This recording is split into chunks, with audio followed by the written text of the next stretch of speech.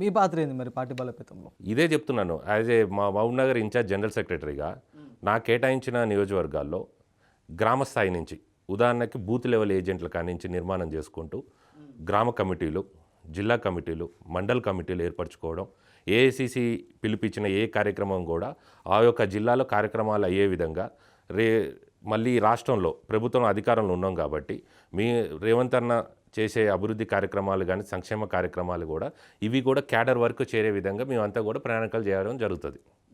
ఇప్పుడు నా పాత్ర మహబూబ్‌నగర్లో మా పాత్ర మేము చేస్తున్నాం.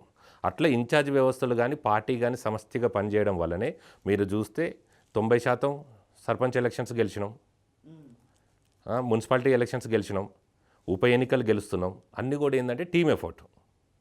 ఇదంతా ఒకటి ఏంటంటే కార్యకర్తలని వదిలేయకుండా లేకపోతే పార్టీ వేరే దిక్కులో అధికారం పక్షం వేరే దిక్కులో అట్లా కాకుండా అందరినీ సమన్వయం చేసుకుంటూ ఈరోజు మేము ఇలాంటి రిజల్ట్స్ తెచ్చుకోవడం జరుగుతుంది. మీరు అన్నారు రేవంత్ రెడ్డి గారు సంక్షేమం అభివృద్ధి రెండు చేస్తున్నారు అంటున్నారు. అసలు ఏం అభివృద్ధి చేస్తున్నారు రాష్ట్రంలో? ఎక్కడ అభివృద్ధి కనపడలేదు. మీరు చెప్పండి, ఎక్కడ చేస్తారు? ఇన్వెస్ట్మెంట్ చూసుకోండి. పోయినసారి వాళ్ళు హార్డ్లీ 10,000 crores కంటే ఎక్కువ ఇన్వెస్ట్మెంట్ తీసుకురాలే.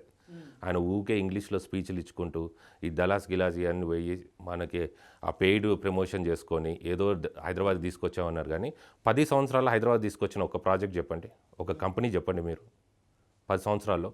ఈరోజు మనం 4th సిటీ అని తీసుకొని వచ్చి మనకు అక్కడ ఇన్వెస్ట్మెంట్స్ తీసుకొచ్చి అందరినీ కూడా అక్కడ ఆ ప్లేస్కి తీసుకొచ్చి అక్కడనే మీటింగ్స్ పెట్టుకొని ఈ ప్రపంచం మొత్తంలో కూడా హైదరాబాద్లో ఇంకో నగరం కూడా మేము చేస్తున్నాం అని చెప్పేసి ఇన్వెస్ట్మెంట్స్ తీసుకురావడం జరుగుతుంది. ఓన్లీ ఇన్వెస్ట్మెంట్ గురించి కాదు, మరి ఇంత ఇన్వెస్ట్మెంట్ తీసుకొచ్చినప్పుడు డెవలప్మెంట్ కనపడాలి కదా.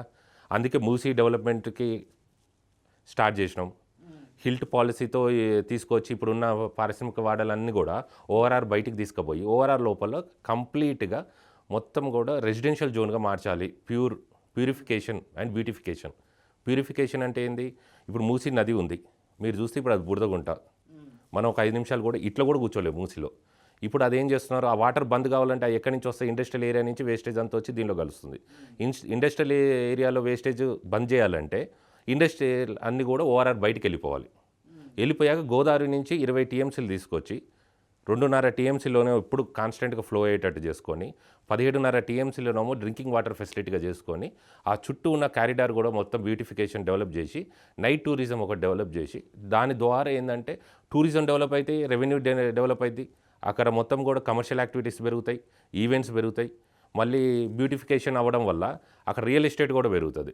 అట్లా ఒక ప్లాన్ ప్రకారం ఏదో చేసాం. పోయినసారి చేసినారు మూసీ రివర్ ఫ్రంట్ అని. మీ ప్రభుత్వంలో రియల్ ఎస్టేట్ ఉందా? ఎందుకు లేదు? రియల్ ఎస్టేట్ చేసే వ్యాపారులు అందరూ కాంగ్రెస్ గవర్నమెంట్ వచ్చిన తర్వాత రియల్ ఎస్టేట్ వ్యాపారమే పడిపోయిందని విమర్శలు. రియల్ ఎస్టేట్ మీరు వ్యాపారాలు ఎవరు కొంతమంది ప్రీ లాంచ్ వ్యాపారాలు వాళ్ళకి ఇబ్బంది. ఎందుకంటే మేము వచ్చాక స్ట్రిక్ట్గా ప్రీ లాంచ్ వ్యాపారాన్ని మొత్తం బంద్ చేసినాం.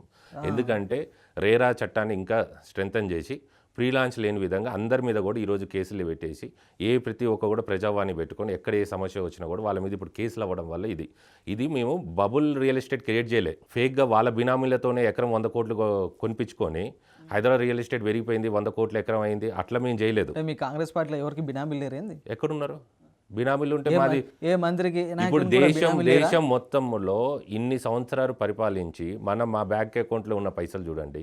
నిన్నగాక మొన్న అధికారంలో వచ్చి అక్కడ దాకా ఎందుకు బీఆర్ఎస్ పార్టీ బ్యాంక్ అకౌంట్ చూడండి, ఏది రిచెస్ట్ పార్టీ మీకే తెలుస్తుంది.